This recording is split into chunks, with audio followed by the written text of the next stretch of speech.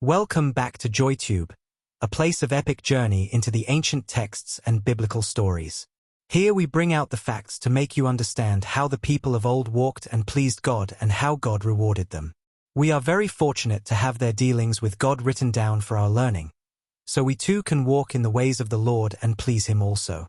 God has laid down His plans and principles. How He will reward everyone according to their works. Those who lived righteously and in obedience to His commandment has a reward from God, and likewise the wicked, and there is no middle ground in this. It's either you are righteous, or you are wicked. Jesus Christ is the way, the truth and the life. John chapter 14 verse 6, Jesus said to him, I am the way, the truth, and the life. No one comes to the Father except through me.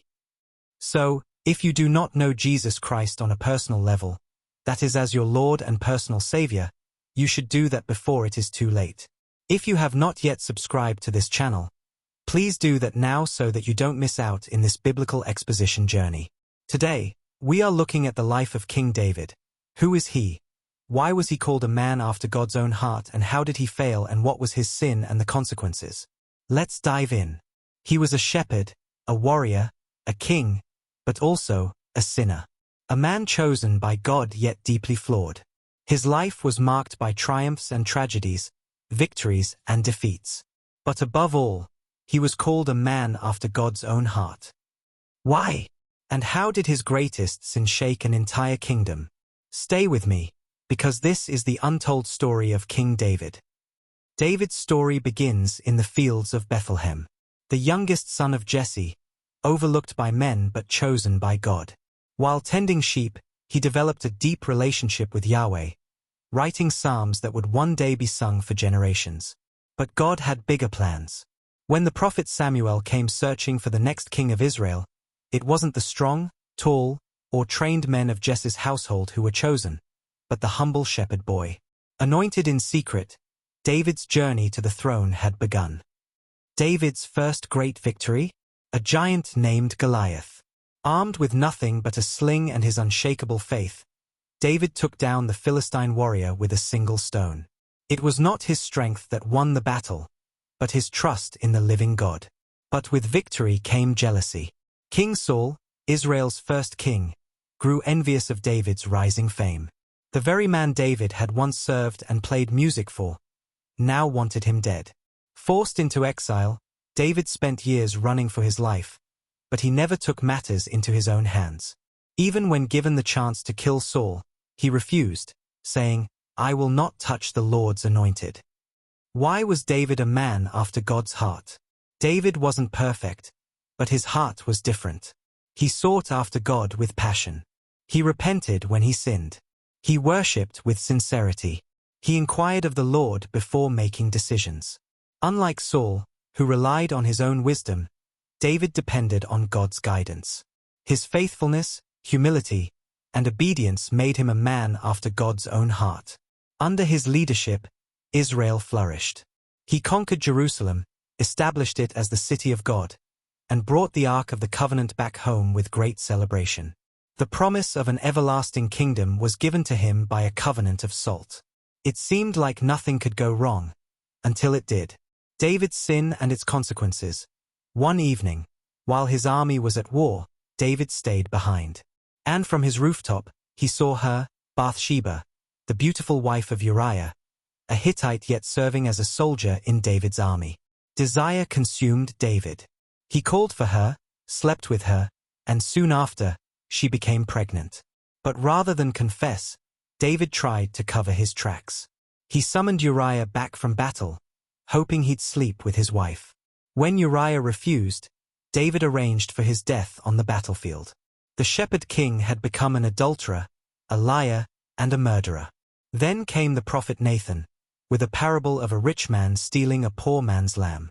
And David's anger was kindled against that rich man, and then the prophet said to him, You are that man, Nathan declared. David's sin was exposed. But here's what made him different. He didn't justify, he didn't shift blame. He fell to his knees and repented.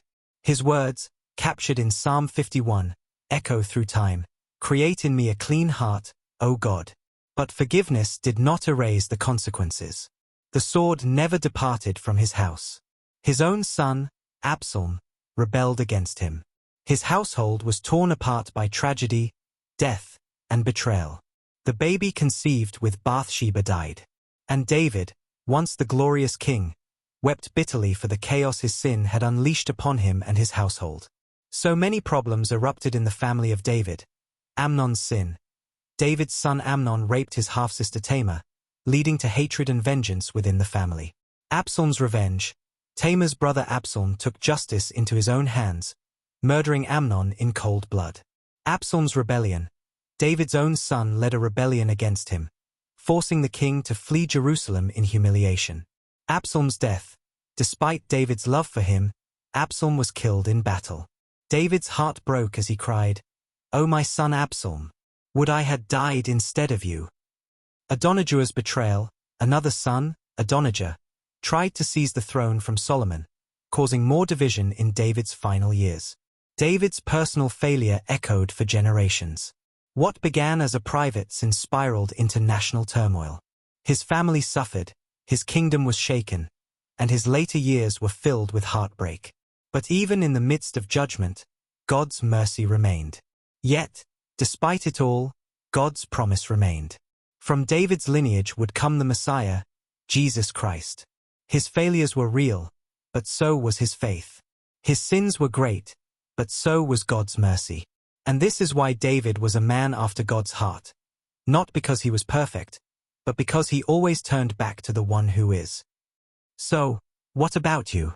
When you fall, do you run from God, or do you run to him? Because if there's one thing we learn from David's story, it's this: the heart that seeks after God is never abandoned. King Saul was not like King David. King Saul does not have repentant heart. He took his disobedience to God's commandment as a trivial thing.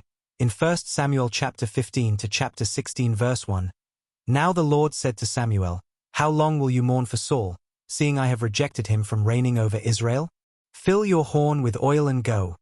I am sending you to Jesse the Bethlehemite.